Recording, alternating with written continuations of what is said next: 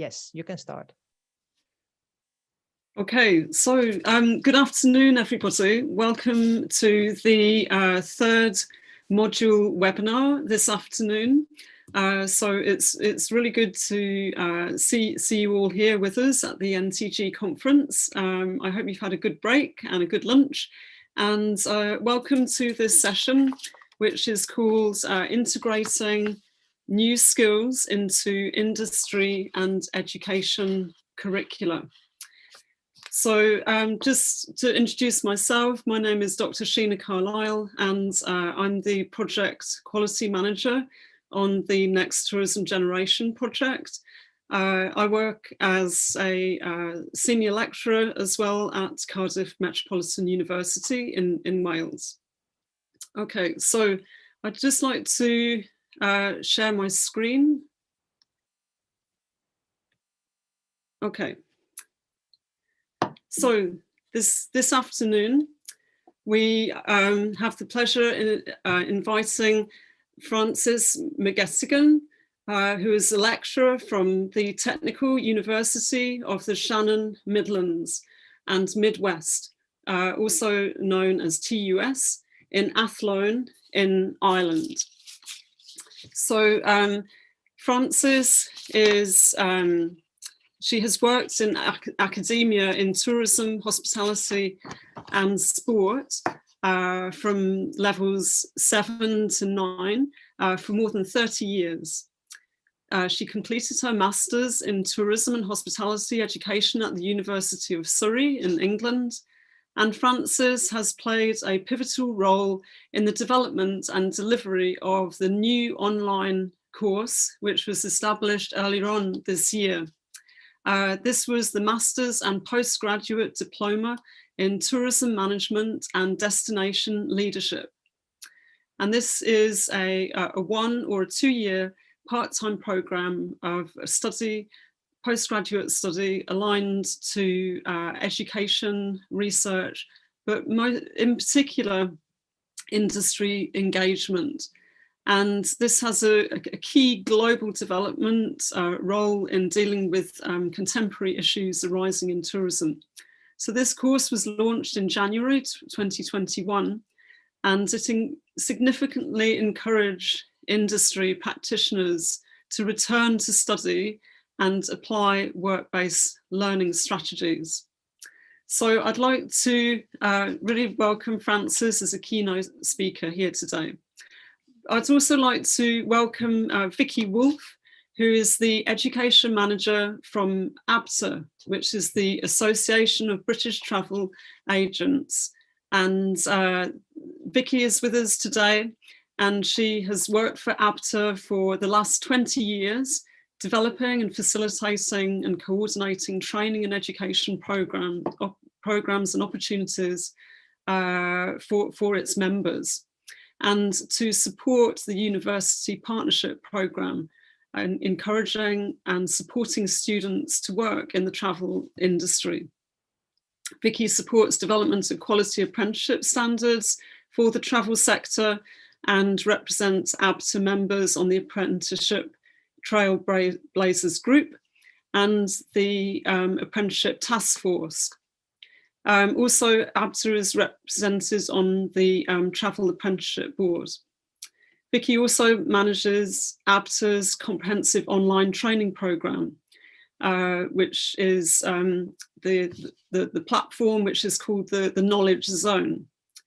And this supports a unique digital learning environment for its members to learn more about a diverse range of subjects, from accessible tourism, the National Counter-Terrorism Security Office e-learning tool, and also how travel agents can help identify modern slavery in destinations, or delivering Foreign Office advice to customers, to name just a few important subjects. So a big welcome to Vicky today. And then our third speaker is Dr. David Scott. And David is a senior lecturer in tourist studies at Dalarna University in Sweden. And he has worked as a tourism academic for the last 16 years. David is a Programme Director for the International Tourism Management Programme at Delana University. And prior to this, David worked as a lecturer at the University of Otago in New Zealand and also Southern Cross University in Australia. David has published in a wide variety of topics, including the mobilities of hospitality work, gastronomy, tourism, the role of food in developing place image, and roles of food networks and farmers markets in destinations, to name a few. So a big welcome to David here today. Unfortunately, Christine Garb from the DSFT, who is a tourism sector expert in working in tourism education training, unfortunately she can't be with us today due to illness. So we hope Christine gets better very soon. Okay, so I'd firstly like to hand over to Francis, who's going to spend the next few minutes talking, giving the keynote speech, and then we will go into the roundtable discussion amongst the industry and education professionals that we have with us today. So welcome, Francis. Thank you. So perhaps Thank you, Sheena. Like I don't know if you'd like to share your screen or... Okay, just good afternoon, everybody, and very welcome. I'll engage now with my screen share. Sheena, you have to unshare us first. Okay. There we go. Okay. I hope everybody can see that clearly. So good afternoon, and I'm delighted to be able to participate in this conference where we are addressing how we enable connection between education, industry and governments. And I wish to present to you on the experiences of being involved with the design and the delivery of a postgraduate diploma, master's in tourism management and destination leadership.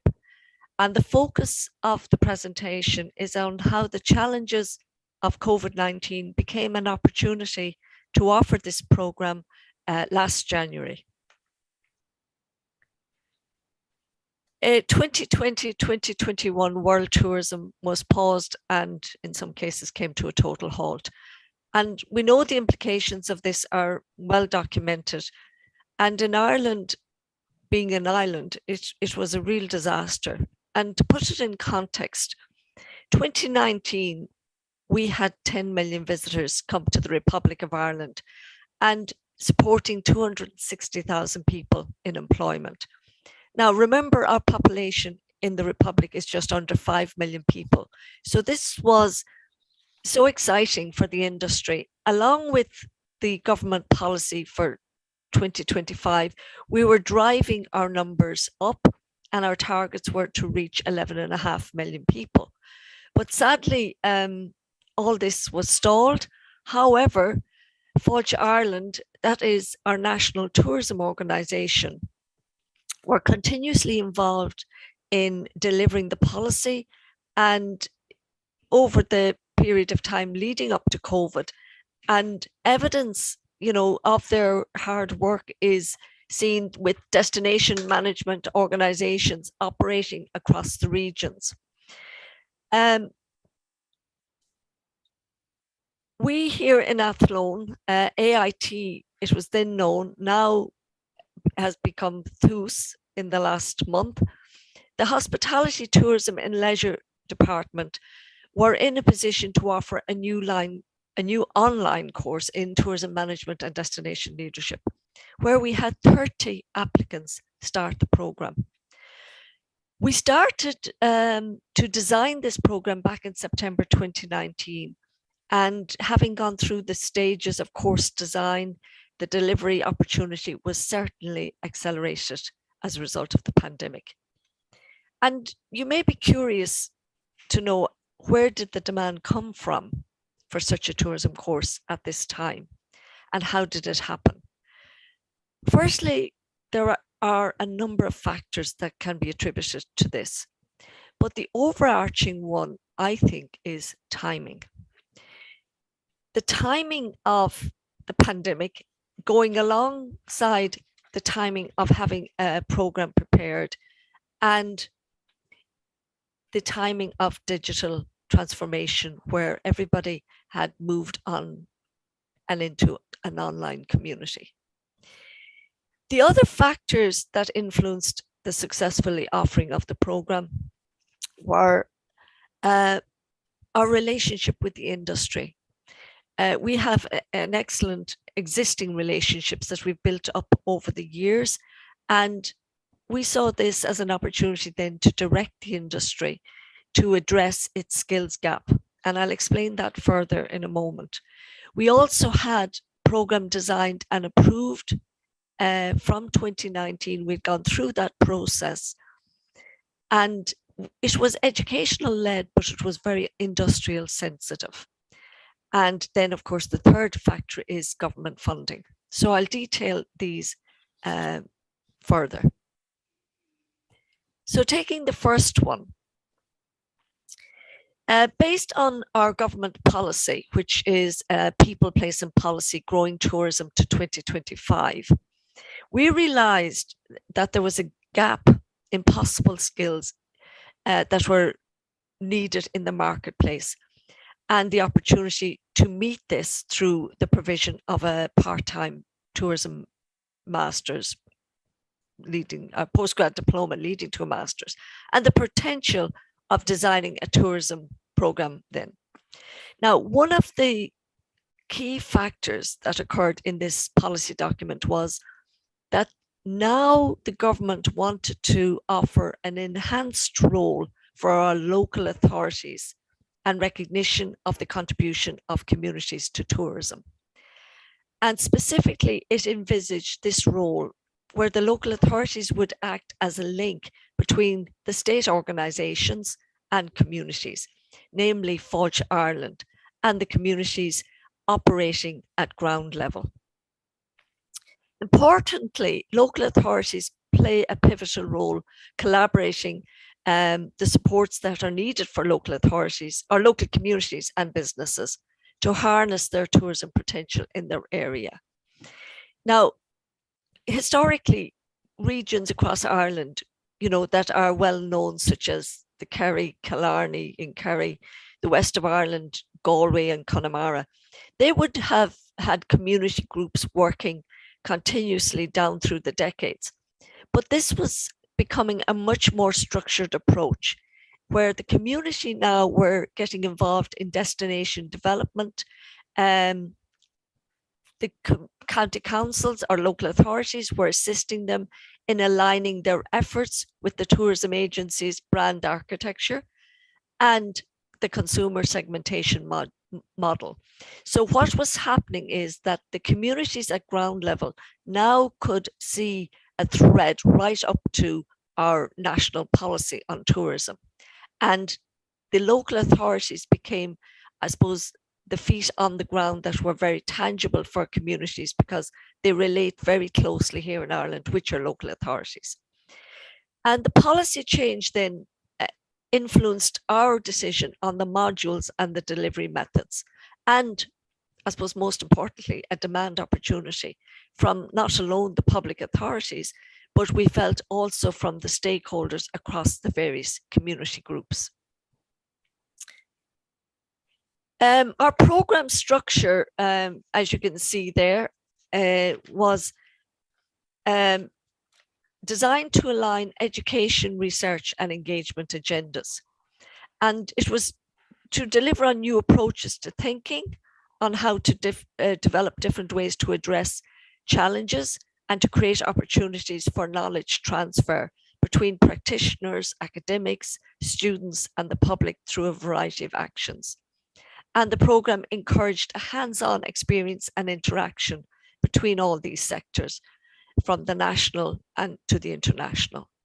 And, the programme had 4x10 credits taught online, 1 in the morning and 1 in the afternoon. And it was key that we had this programme delivered on a Friday, where we got the employers to appreciate the commitment staff were making to the program and as part of their continuous professional development. A lot of part-time programs are delivered at night where people have been through a day's work and are challenged because of other activities in the evening. We had also symposium days, and a key opportunity for our students was their internship module, and we can discuss that at a later stage. And then to progress to the master's level, we had research methods and a dissertation. This is an education-led program, and you can see the various modules there. So working closely with the industry, and from experience of attending destination management workshops and observing what was happening at destination level vis-a-vis what was outlined in the policy, led us here to closely look at how we could deliver a program that would address what the sector was trying to do. And, you know, when you sit in a meeting room or a workshop session with different stakeholders, you can see where the valued experience of a lot of maybe small operators, at times they feel totally challenged when they're sitting beside maybe a representative of a public sector body, insofar that their experiences may not be a valuable contribution to the workshop session or whatever it is. And, you know, we were fortunate that across all sectors and stakeholders, we had built up relationships and we had maintained contact with these sectors through ongoing field trips, participation in seminars, having the various sectors represented through guest presentations to our students, all of which contributed to a community of stakeholders, which were always accessible to us for consultation on our programs. And at the outset of this program, they gave a commitment not alone to participate in the program, but also to give opportunities to students who would want an internship opportunity and engage with some research activity with them. To, I suppose, to attract our student cohort for the program, we circulated our intention of running the program through this community, and it was very much a targeted approach. Now, the delivery of the program being online, I suppose we could say we benefited from the COVID experience of a lot of people because they had started working from home. They became more tech savvy. They had invested in technology in their homes, or their employer had invested in technology for them. So it became more mainstream. And when we started in January, we found that we could offer support to the students who needed it, and that support would have extended to you know, giving people computers to have access at home, which we didn't have to do, but we had that facility there. We offered during this period, everyone could access, and this was important, I think, the opportunity that students had to access international conferences, webinars. We were able to get access to international speakers, which was amazing really for us in the delivery of the program. We probably had some aspirations that it may have been possible, but when COVID came, it amazed us continuously how ready and willing everybody was to come on board with us to present to our students on the various topics. The students themselves gained access to national and international conferences, which wouldn't have been possible in previous times. And our online symposium for the module again had national and international panel of speakers, all of which was a very positive impact on the delivery. And if you think of it, for our students, not alone had the world of tourism been opened up to them beyond TUS, but beyond their own living rooms where they were taking these modules online. And we found the experience was very transformative for the students. And this became evident in our discussion forums, our virtual coffee mornings, our WhatsApp groups.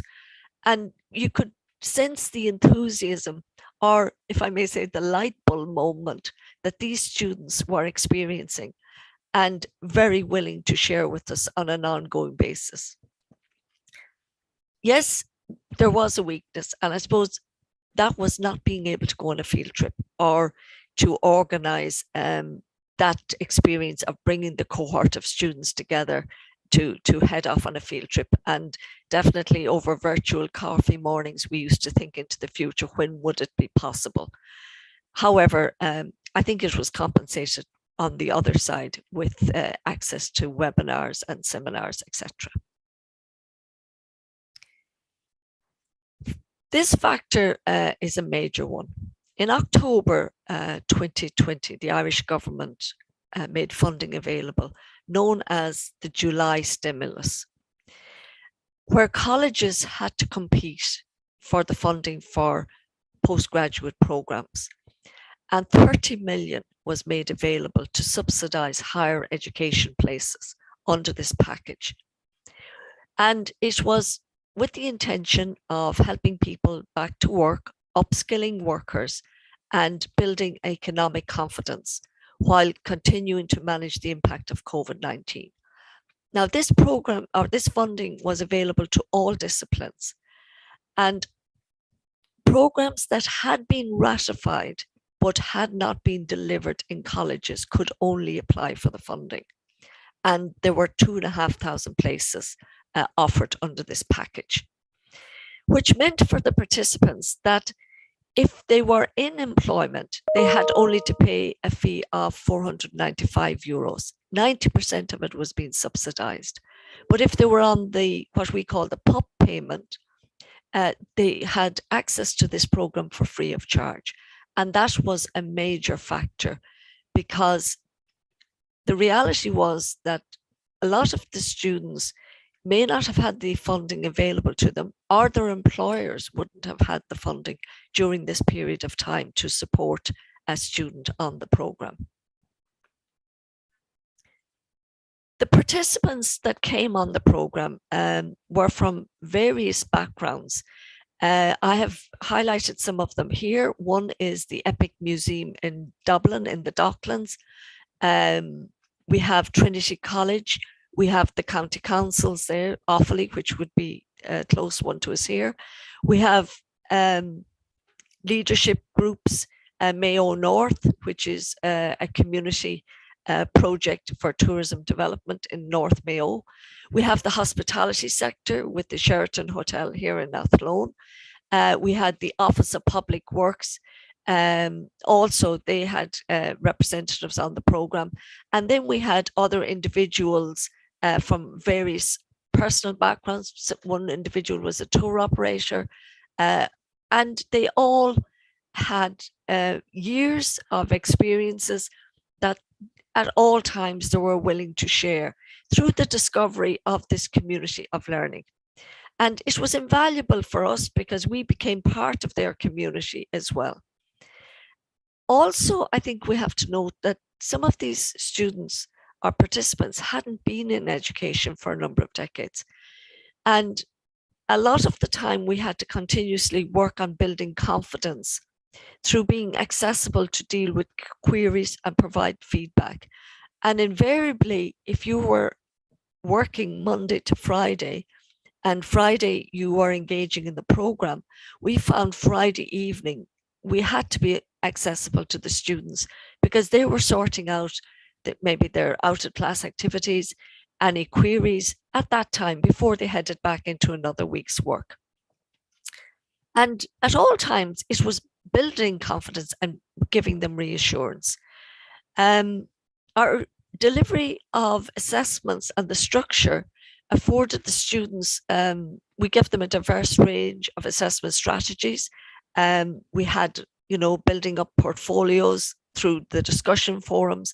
And, certainly these were a lifeline support for each other. And also it was a debating forum and people engaged 100% with it on a continuous basis.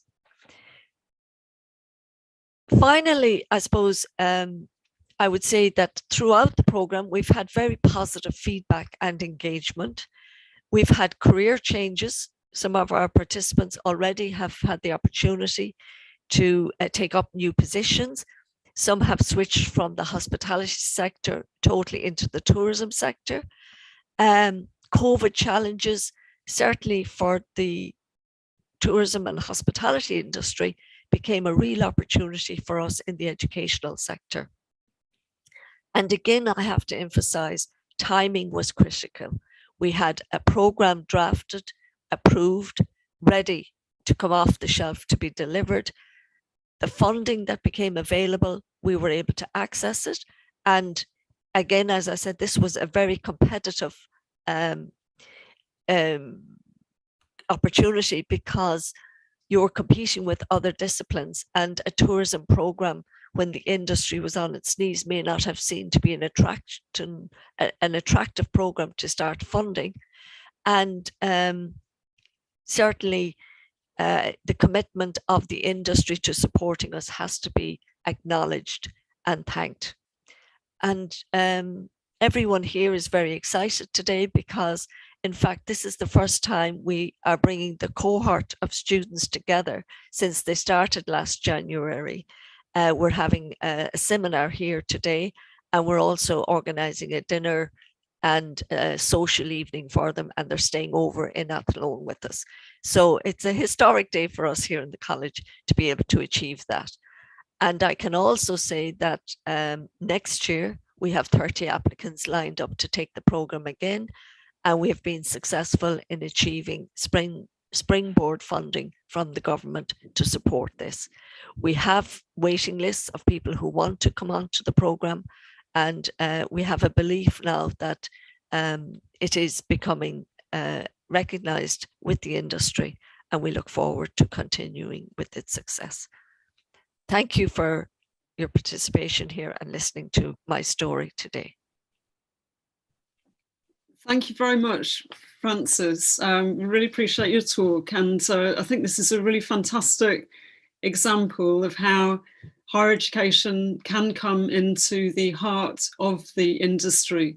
And the fact that the Athlone University was able to really respond so adeptly to the situation of the industry, and this is a key theme that we're going to follow through now into the roundtable discussion.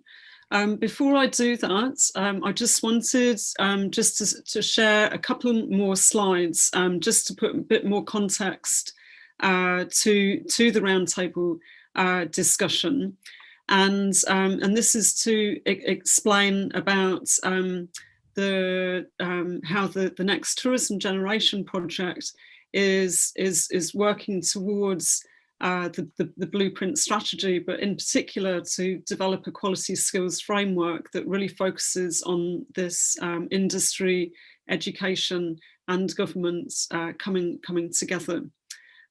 So thank you very much, Frances. I'm just going to share my screen just one more time. Okay, so just to really follow on from that, from Frances' example of the how the postgraduate programme could really respond to the current challenges that are facing industry. And this is really a key theme of the Next Tourism Generation project, that is working towards building a mechanism to bring the diverse range of stakeholders together. And in particular, as Frances said, putting the community, the destination of where tourism takes place, and bringing that into the system, the education system, the industry, and the recognition from governments that the community can support policy implementation in driving the tourism industry forward. So the NTG project is all about looking at the relationships between these key organisations, these three key entities, so that we're really developing training and education that is relevant for employers and employees, and that that we have a contemporary set of training in digital and sustainability skills. So the quality skills framework that has been is being developed on the Next Tourism Generation project is all about looking at ways in which education and training providers and training within industry can produce quality skills delivery, and how quality can be really enhanced by working in a collaborative way. So the quality skills standard frameworks that we've been looking at have been really comprehensive, and about a year ago we delivered a report that looked at all the different types of ways in which quality was addressed in the delivery of skills. And so there was extensive research and investigation of these different organisations and institutions across higher education and VET, vocational education and training providers, and also industry. And so what we saw is that there were all these different types of mechanisms in which quality is reviewed, and that new skills come onto the curricula. And you can see here all the different types of organisations that we've been investigating in order to put together this comprehensive quality skills standard framework, so that we really take a holistic view to see all the different opportunities that we have to integrate new skills into training delivery. Okay, so I'll just stop sharing. So I just wanted to give a little bit more context to this roundtable, and I'll now be I've already introduced the speakers. So we have with us Vicky Wolf from ABTA, and we also have David Scott from Delano University. So firstly, Vicky, how is ABTA able to quickly respond to these training needs of its members, and what are the most effective channels of training delivery? Well, I suppose that question would have been interesting asked before and after the pandemic, because that's definitely changed how we respond to things. But we do our training in a range of ways. So you mentioned our ABTA Knowledge Zone, which we have, which is our online platform where we provide training on FCDO advice, child protection, accessibility, modern slavery. We're soon going to have a sustainability course as well. And we also have the anti-terrorism training, which are all sort of online courses that people can do and get a certificate for them. The other side of that we added to during the pandemic was putting all the webinars that we had available on that platform as well. And we also provided a range of lectures. Now, the lectures were primarily for our 15 education partners, but we realized that they were just as important and useful to our members. So we put that on the platform too. And I think the interesting thing, I think Andrew Chris referred to it in an earlier session today about the growth of online training. And we've definitely seen that. We had 8,500 registered users on our knowledge zone before the pandemic, and now we have over 21,000 registered users. So it's really just boomed. A lot of that will be that people were on furlough and having to learn while they were on furlough, but it's just been a really great opportunity for us in looking at different ways of training. Before the pandemic, we hadn't really used the webinar format very much, but obviously with everybody being at home and working from home and not being able to go into the office, we moved towards that, and that will be something that we will keep going forward. when it comes to that kind of practical training where you're learning a skill or learning, you know, a new way of doing things, I do still feel that the face-to-face training, which is how we used to do things at ABTA, is really beneficial. Often we'd have seminars where you'd have a round table at the seminar, and you actually find that people are learning from each other as much as they're learning from the presenters and the trainers. So I think that that kind of format is actually very good. So we will go back to that and perhaps have some kind of hybrid model moving forward. Certainly our conferences and our big conference, we had that as a hybrid model this year. So we have sort of looked at that and we will look at that going forward. But there is still something to be said for being in the room and learning from one another. In terms of reacting quickly, we're fortunate that we have a very large membership base. We have lots of ABTA partners, over 180 ABTA partners as well, which are organizations yourself, you know, universities and colleges, but also other organizations that work with ABTA members. So we can call on a really wide pool of organizations to consult with about what is new, what do we need to respond to, what do we need to learn. And we have done that. And so we can change the content of our training very quickly and sort of call on new speakers and also hear from our members. We really need to know about this. Usually we know what they need to learn about because we're following it very closely. But if something comes up, we can react very quickly to that. During the pandemic, we had a weekly webinar. So we do something weekly to teach members about a new skill. And it could be a range of things as well. It wasn't just the practical skills and the constant changing of FCDO advice and things like that and dealing with customer queries and whatnot. It was also on issues such as your workforce and how to deal with your workforce, mental health issues, all sorts of areas that we dealt with and had speakers for. We also had a weekly call with members as well. So that was a way of answering members' questions. So it wasn't like formal training as such, but it was a reaction to a crisis and making sure our members had all the information that they need. We've moved that back to sort of not quite as regular. We were having them every week before, but now that things are settling, hopefully, we hope it remains that way. We've kind of changed the way we do that. We also have committees, regional meetings, and daily conversations with members so we can hear back from them. It's got to be a two-way thing, really. So I think that's pretty much what we've been doing there. That's fantastic, and it seems that you know that COVID-19, as you say, has made this quite incredible opportunity for online learning that is perhaps unprecedented, and in terms of the reaction time and the speed in which things can be developed.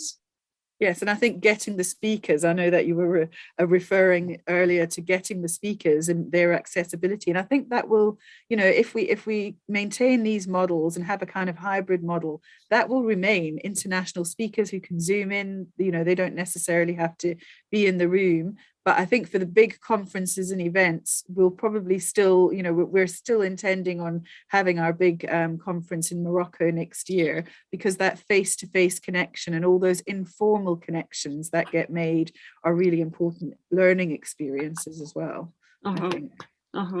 Absolutely. And no, I think it's been a really interesting time from the point of view of training and education development, and particularly from an industry-led organisation like yourself, you know, and but it's making the most of those opportunities. And so I just to follow through with looking at these, looking at the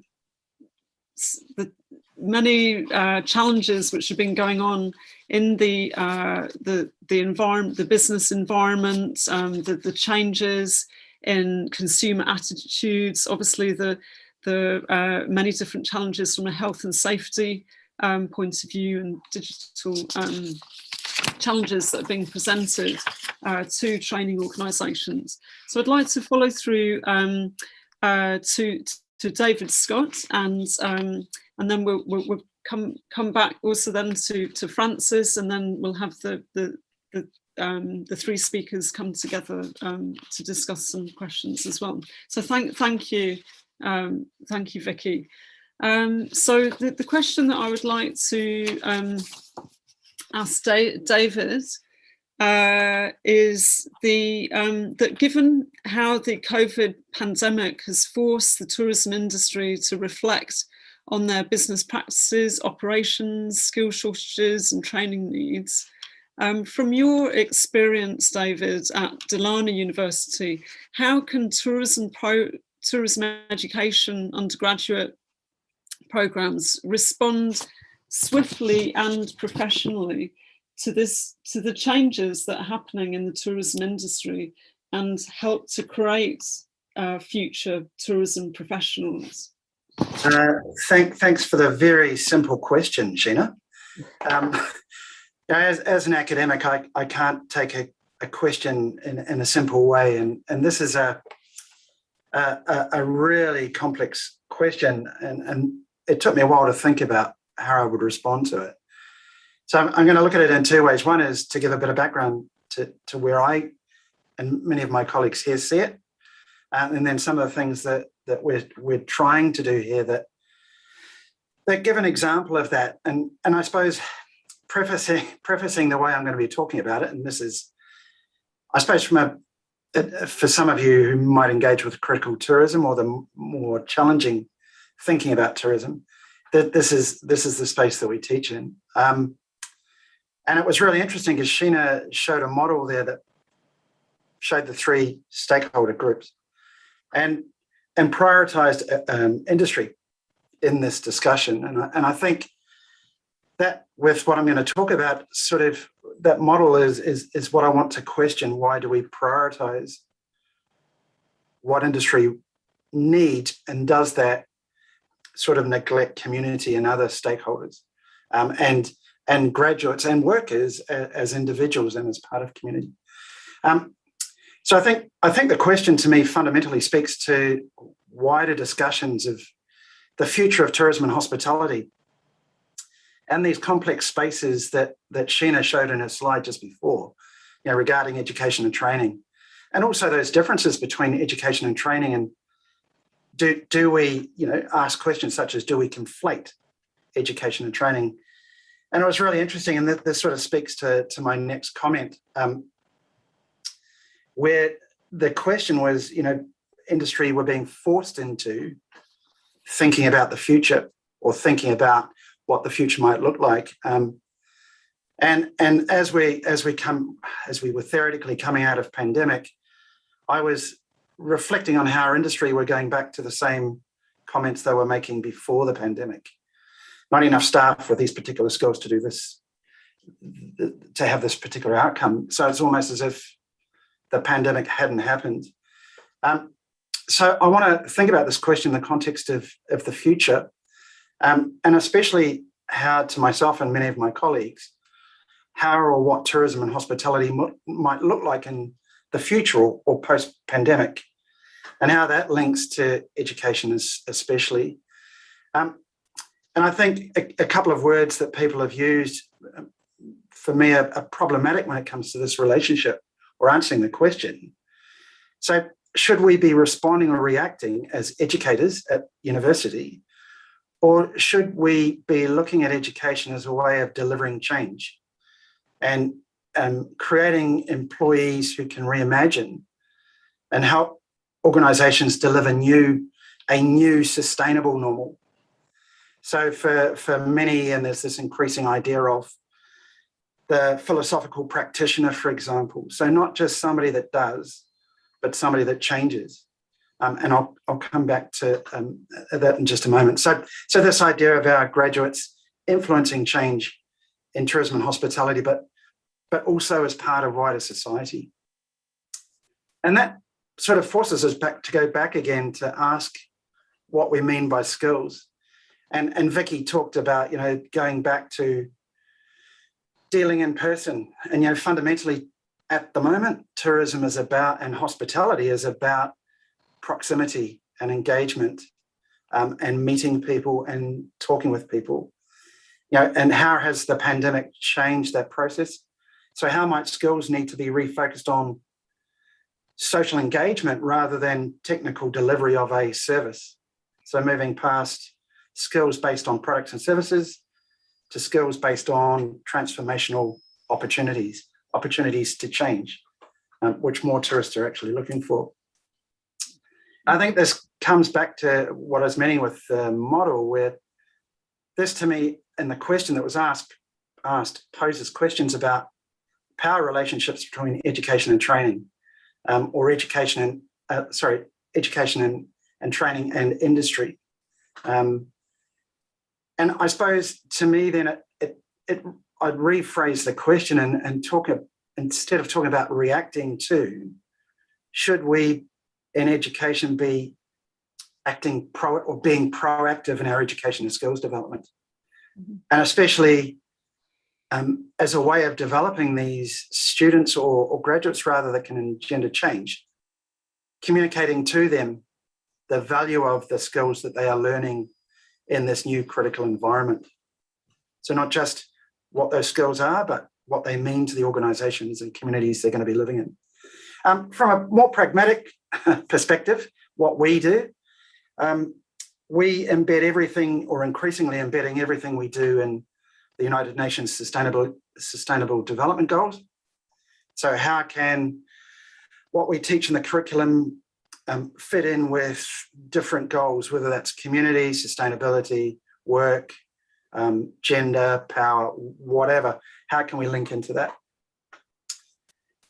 We also communicate, or increasingly communicating, the value or the importance of students understanding the value of the skills they're gaining, but how they communicate that skills to the organisation that they're going into. And I can remember, I used to have a different career as a hotel manager. I can remember working in Gleneagles years ago, and we were getting graduates from Surrey University that would come in with some of these ideas, and it would be forever, this is what I got taught at university. How do we move past that into the student having the skills, the graduate having the skills to communicate the benefits that they bring to the organisation? Going back to what Sheena talked about right at the start, there's fundamental change, and it's not just the pandemic. And again, this comes back to what we're trying to do with our students. It's not just the pandemic, but issues such as climate change. And that seems to have been put aside, and the pandemic seems to have been privileged. And that goes back to what I was saying, we're now starting to talk about airlines increasing numbers and all of these sorts of things that we had 6 months ago, a year ago, talked about changing. We're going back to mass tourism almost. So one of the things we've done is recognise this imbalance, and through some funding we obtained from an organisation called KK Stiftelsen, which are a funding body that will give out money to education institutions that there's going to be a direct impact on industry through. And what we've done is develop a couple of master's courses that have their focus on sustainability and resilience. And these were designed specifically for people who had been made redundant because of the pandemic, but also folk that were in industry currently and were asking questions about the future, not just their future, but the future of tourism and hospitality. And these particular courses focus specifically on crises. What skills do we need in organisations that enable us to deal creatively with crises as they occur? We know, for example, that crises are going to keep on reoccurring.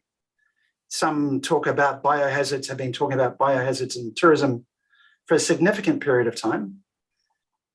Is that something that we need to talk about more and embed skills within our graduates? And again, this feeds back into this idea of our students being change makers, so they can go into an organisation and ask those tough questions. And that's about my really convoluted answer to, or non-answer to, a very complex question. Yeah. I really appreciate that, David. No, you're absolutely right. This, none of these topics or issues can be discussed in a simple way, because they are so very complex, and they reflect, the learning and training environment that we're all working in, whether it's industry or whether it's in higher education. It's requiring people to be increasingly dynamic and innovative in how they respond. And I think it's really interesting that you focus on the importance of transformation, because, as you rightly say, the world needs, there's an extreme need for lots of different ways of responding to lots of different situations, whether it's environmental, whether it's political, whether it's social, whether it's an operational situation within a business. They're all requiring a transformational and new way of looking at it. And the old sort of ways, or the reactive ways, are no longer sustainable or no longer fruitful. And perhaps, and I think that's what's been so unique about the COVID-19 pandemic, is that it's put a mirror up to everybody working in the industry, but also working in education, to reflect on how what would be useful what would be useful right now, to really bring change. And again, the focus on change management, crisis management. I think there's, we're really seeing a change in these topics, an increase in a demand in these kinds of topics. And that's something that I'd like to pick up with Vicky as well in a second. But before I do, I'm just wanting to bring in Francis, and then we'll go around the table a little bit. But Francis, just one question about from a demand point of view. What was the demand? Where was the demand from industry? Where did the interest come from to develop this course in destination leadership and tourism management? And are there any? I know you mentioned some of the lessons learned in your presentation, Francis, but are there particular lessons learned in terms of how the university is engaging with industry in terms of the response to what they're looking for? So I just wanted to see if you could just expand a little bit more on those, what was coming from industry that made the university think about the development of this course. Thank you, Sheena.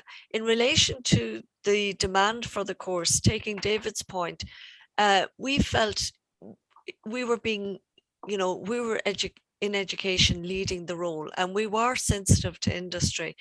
And it was our experiences of being on the ground with the industry through field trips and, everything from working with say, county councils to hear what they now had to undertake. A lot of their positions for, say, tourism officers came from within the councils, and it was moving somebody across from another position. The other side of it was that, at operational level, when you sat around a table in a workshop, you were hearing these voices of people who felt, well, my contribution isn't worth saying, or, I haven't the experience or the jargon of some of these public sector agencies, or some of maybe the hospitality sector who, have expertise in various areas. And, listening to this over a number of years, you became aware, well, there is a gap here and we could have a role in fulfilling this gap. And I think we have to remember as well the stage that Irish tourism was at. Fáilte Ireland had initiated, the branding of the destinations with the Wild Atlantic Way. Then they moved into an Ireland's Ancient East, which took up another segment of the country. Then they branded Dublin, which was a standalone destination. And they branded the centre of Ireland, the last place on earth. That's our destination. And we became known as the Hidden Heartlands. What was happening then at destination level, consultants were bringing groups of people together, stakeholders. So all of a sudden you had maybe the secretary of a sports club sitting beside the director of a hotel chain with a representative from the Office of Public Works debating how this region should develop in the future. And you could see, like, while we got involved maybe with students recording from each table and things like that, but you could see that, oh God, if these people could even sit down together studying and taking on board and giving more time to this debate, how much more enriched the opportunity would be at destination level.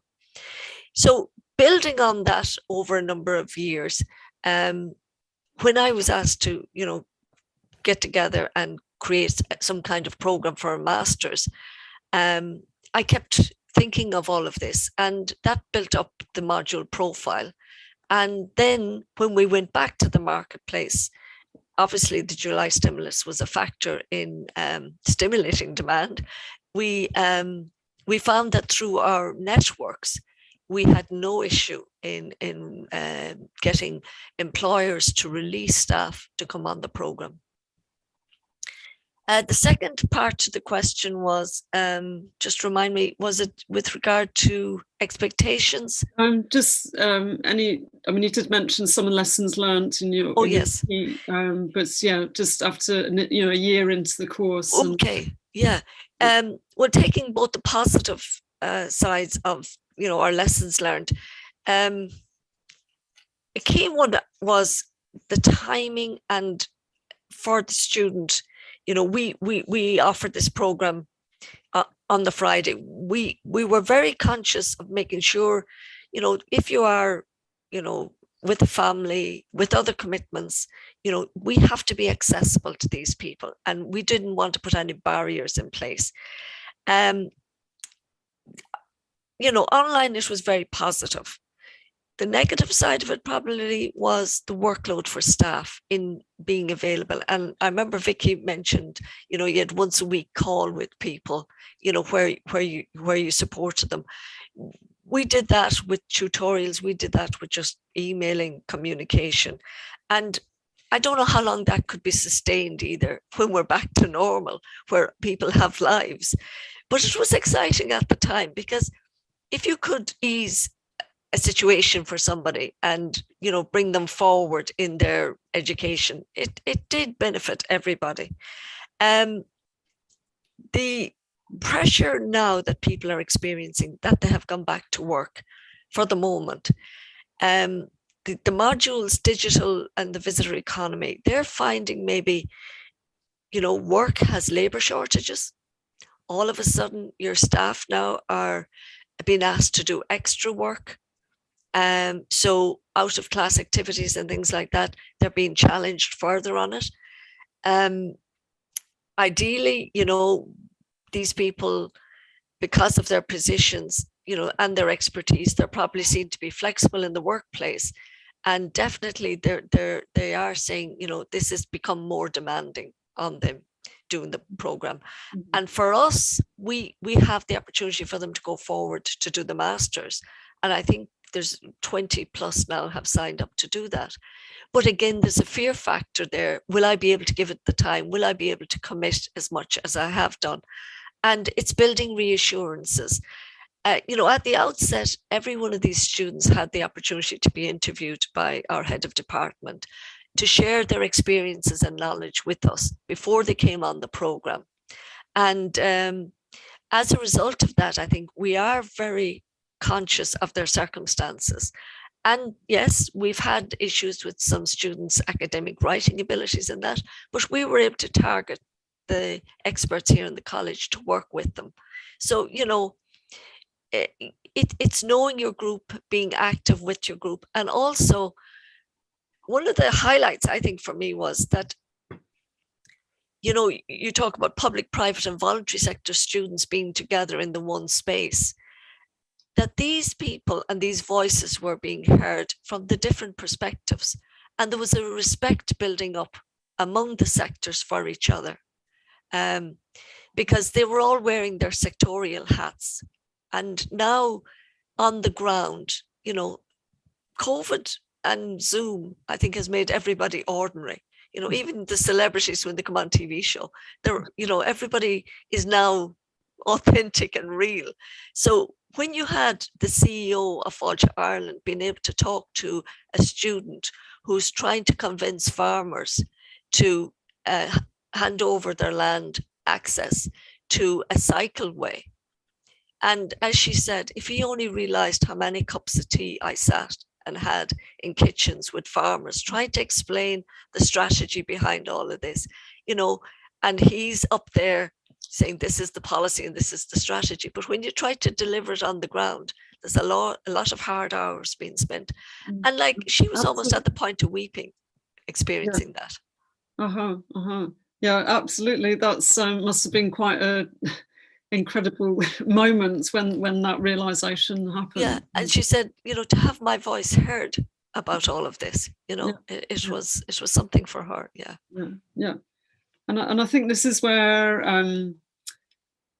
the issues around quality assurance in terms of developing relevant courses, of course, there should be an emphasis on skills identification, but equally the quality assurance and the quality experience that the trainee has, or the student and the participant has, is very much about the type of and the method of delivery, but it's also the community of delivery and the opportunity for collaboration within that delivery.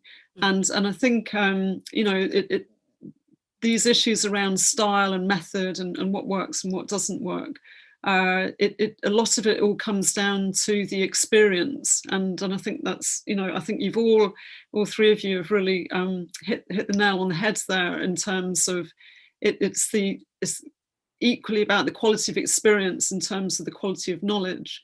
And just before we move on to the next topic, I really wanted to ask Vicky what you think about, given the fact that universities are you know, members of ABTA, and I just wondered if you had any reflections on what David was saying earlier about the importance of education-led perspective in terms to influence how industry operates, and what you thought about that. Well, I think one of the things you said that was really resonated with me is about students communicating their skills to industry, which is something that we have struggled with, our members have struggled with for many years, I think, where you'd get travel and tourism graduates coming out into the industry and looking for roles in the industry and not necessarily being seen as equal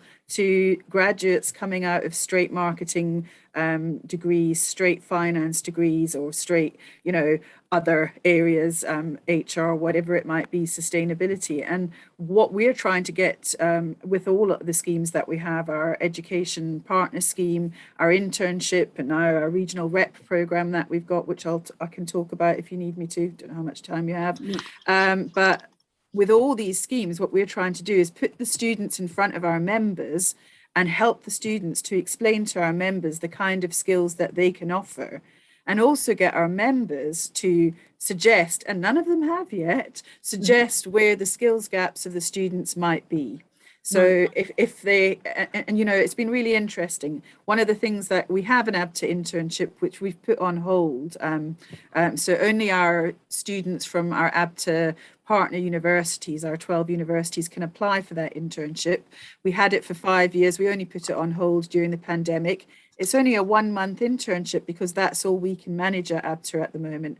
But our message to our members is, even if you can only manage a short internship or a short placement, do it, because otherwise, if you don't do that, you lose these students into other sectors.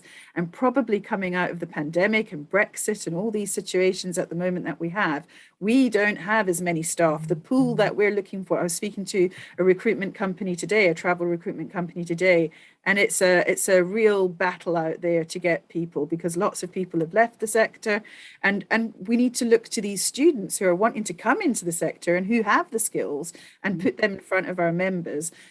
During the pandemic, because we couldn't run the internship, we actually launched an ABTA regional student rep program, where we take students at each education partner, 1 or 2 students, and link them to an ABTA member or partner in their region, and they mentor.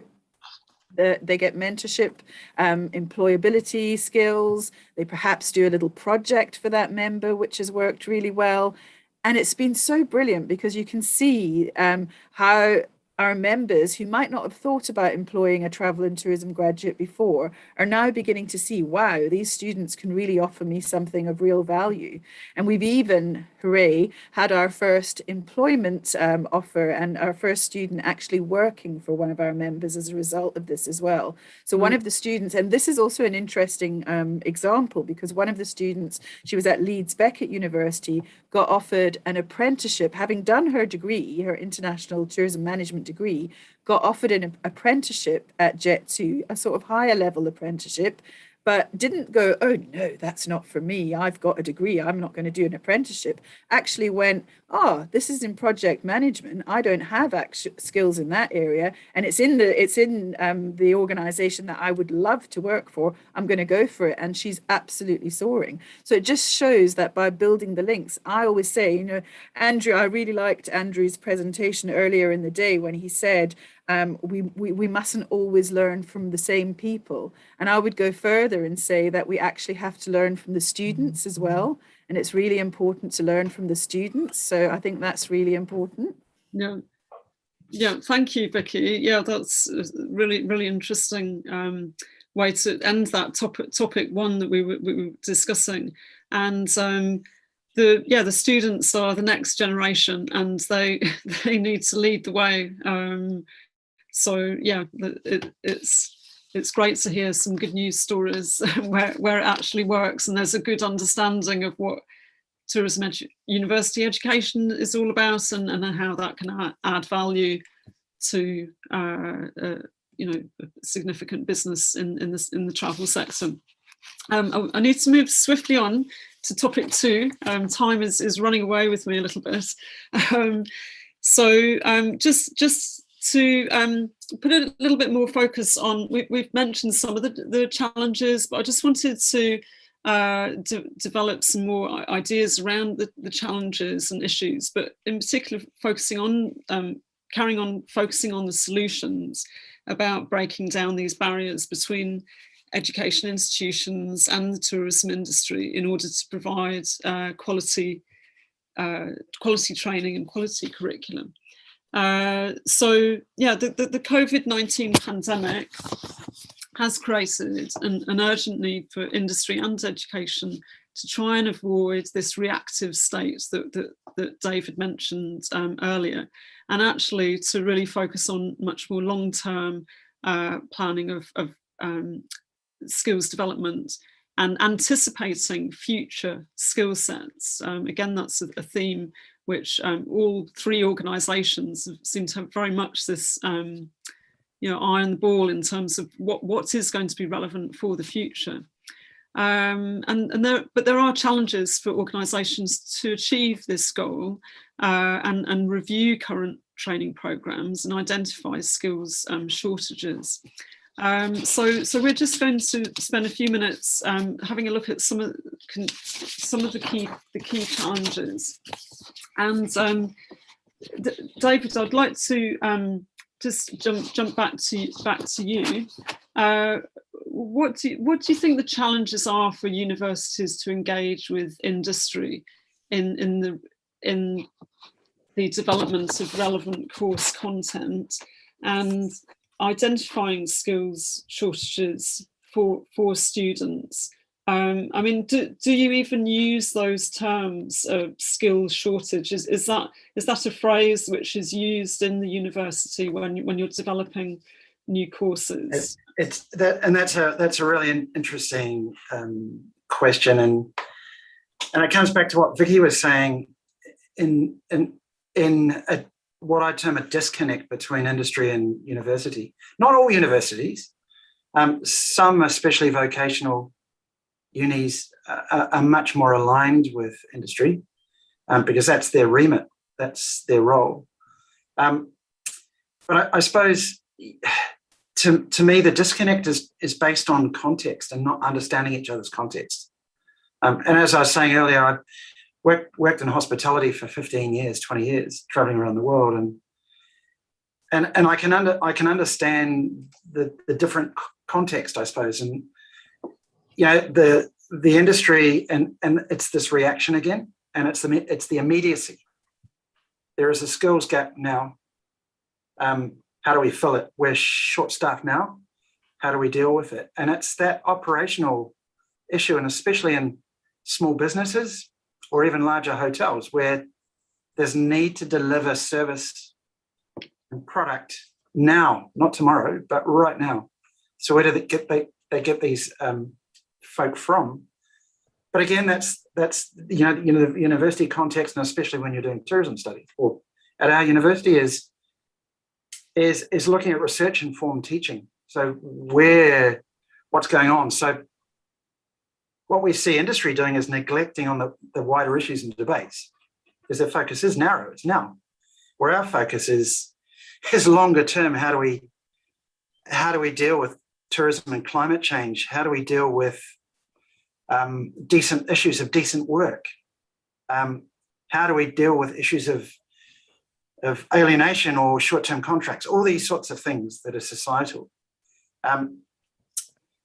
And what we place front and centre is in this is the impact of our students in the communities and societies in which they live and the places they work.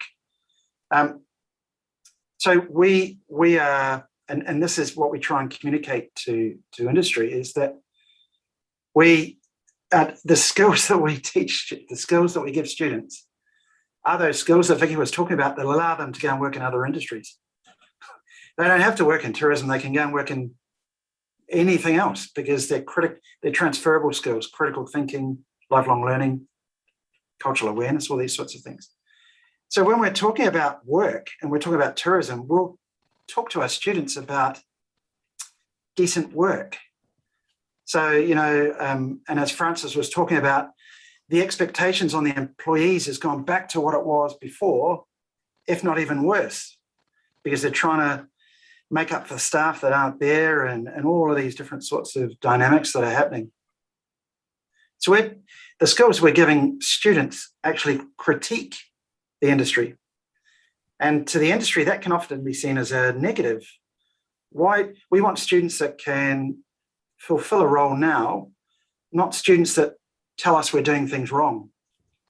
And again, that comes back to that's not the skill. It's the skill of being able to go in and say, can we do things differently, which will actually enhance the business and allow the business to deal with issues such as staff shortages. So it's those sorts of skills, and I'll finish on there because I know we're running out of time. Vicky, I just wonder if you'd like to just respond to what David was saying in terms of, do you think that industry is becoming more interested in these kinds of critical skills, more resilience, transformational, innovation?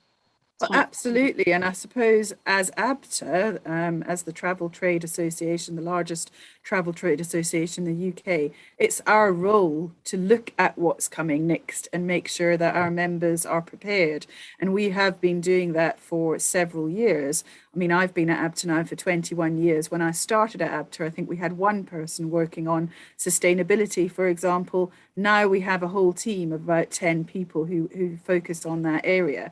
And we have a standalone organization, Travel Life, which is a certification program for accommodations where they can get a Travel Life certificate. And that looks at a whole range of criteria, including employment practices, responsible travel, all these kind of things. They've got a whole load of criteria the accommodation has to sort of hit and manage in order to get that certification. So that's looking at that. During the pandemic, we also launched our Tourism for Good report, which was looking at this as an opportunity to sort of reset travel from the sustainability point of view. And we've just held a decarbonisation in travel webinar just last week. So it's something that we're very active at looking at. And you do sometimes hear from members, but I don't have consumers going in and asking me for a sustainable product when they're booking their travel. But more and more in our research, and it is our job to do that research, our research has shown that that is growing quite rapidly. So it will be consumer driven at the end of the day, but we have been there and already given our members these tools to be able to put things in place. Yeah, thank you, Vicky. Well, it's certainly very encouraging that there is finally a shift in definitely the industry is becoming a little bit more responsive to these issues, and it's a topic that perhaps universities have taught for many years, 30 plus years, and but I think we've really seen a big change in the interest and demand from industry as well on these topics of sustainability and innovation and crisis management and those kinds of topics. Yeah, Frances, perhaps I can just draw you in for just a moment, and we really need to conclude in a couple of minutes. So I just wondered if there was anything further that you wanted to add in terms of the university role in responding to these challenges faced by industry, and of course that your course drew from such a broad sector of participants, that each and every one of those participants had a diverse range of challenges going on within their organisation, and did that influence how they had expectations about what they could get out of the course, given these different challenges that they were experiencing within their own business? Yeah, definitely. And because of the cohort coming from hospitality backgrounds to tourism backgrounds to employees to employers, their perspectives were very different, and some of them then would again probably needed prompting maybe to self-evaluate where they were coming from. These people's lives had been so busy, a bit like what David was saying, it's all about the now, and it's a bit of firefighting and getting on with it, especially in the hospitality sector. And one point that has to be realized, the Irish tourism industry for decades was run by the hospitality sector. That was your tourism industry, the hospitality industry. And it's only now that the change is evolving here in Ireland, that when you go into the local towns and villages and cities, the power of the hospitality sector now is being dissolved, because you have other tourism sectors that are privately owned, like attractions, coming on board and emerging at these workshops and visitor experience development plans. Their voices are being heard. So our students from the hospitality sector, and they acknowledge this, the opportunity to be able to hear the voices of the attraction sector. They never had that opportunity before, or their understanding of where they were coming from. And I suppose with respect to the challenges they were also facing, in the sector, and the networking opportunity then that they could use to face these challenges at destination level and to work together. Mm-hmm. But it is frightening, and David mentioned it perhaps is much worse now than it ever was in the sector, in particular hospitality, that it's all about the now and the firefighting and staffing issues. Mm-hmm. I spoke with a tour guide in the Epic Museum on Tuesday, and she was just saying they were kept on the whole time during the pandemic, even though the museum was closed. And she said, we all got these lovely research projects to undertake. And she said it was absolutely brilliant having the time to discover and to use this. So again, you know, if that could be tapped into and further developed, look at the opportunity that that individual could have and the contribution she could make. Yeah. So, you know, industry, I think, has to listen a lot closer to its employees and to education. Mm-hmm. Okay, thank you, Frances. We just have one question from the audience, which is either to Frances in Ireland or David in Sweden. How much flexibility do you have to change the curriculum and better accommodate the skills needs of the industry? So are there any restrictions from a point of view of higher education regulations? Yeah. Okay, in our case, we undertake what we call programmatic review, where we review our programs, and at the moment we're undertaking that process, and that has to be ratified by a governing body. In the meantime, should there be occasion that you wish to adjust your program, you go through a procedure at the end of the year requesting adjustments and why, and that goes into a quality assurance board, and you get approval that way. So it does allow for some flexibility and adaptability. Mm-hmm. Definitely, yes. Mm-hmm. Thank you, David. Did you? Yeah, and that sort of comes into what you're talking about earlier about quality and quality assurance, and what does that mean in education? And is it about box ticking, or is it about education outputs themselves?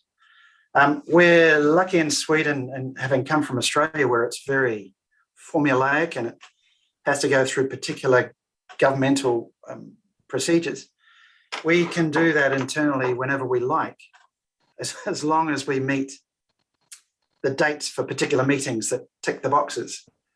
So our syllabus, we now design and understand that there needs to be a flexibility in the syllabus and almost an ambiguity in the syllabus that allows us to actually be flexible when it comes to the teaching itself.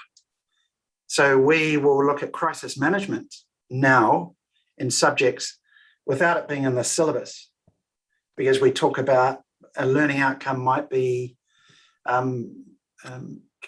current issues or something like that. So we have wording that allows us to look at what's going on, to read our research that's coming through, and then change as needed quite swiftly. Yeah. Okay, thank you. That question was from Agnes Raffo. So thank you for asking that question. It's very, very important question, and I think as David's highlighted, there's increasingly more agile ways of responding to current situations and integrating those into module content.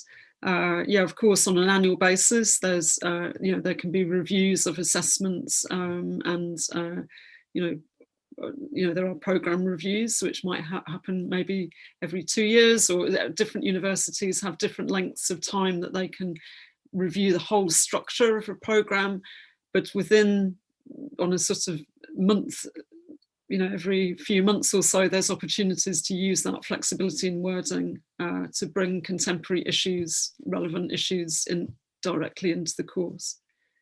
Okay, I'm conscious of time. It seems to have overrun a little bit. And so thank you all so much for your input today. So thank you to all the speakers today. It's been a really fascinating discussion, and there's lots of issues which I'm sure could be followed through in further forums and discussion.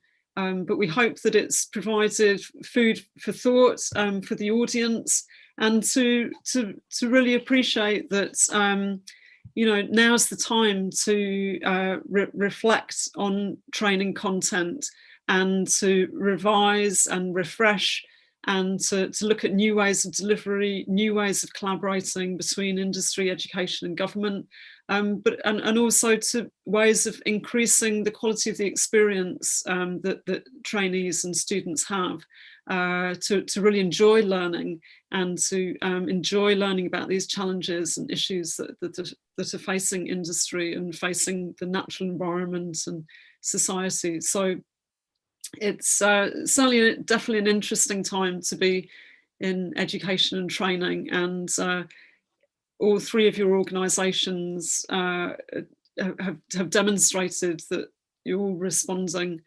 in unique ways, and yeah, so thank you very much for sharing your experiences. So appreciate it. Okay. Thank you, Sheena. So thank you to the audience. Thank you for listening, and I hope you've enjoyed the session. And we'll be in touch soon. There will be a recording of the session that will be available. And thank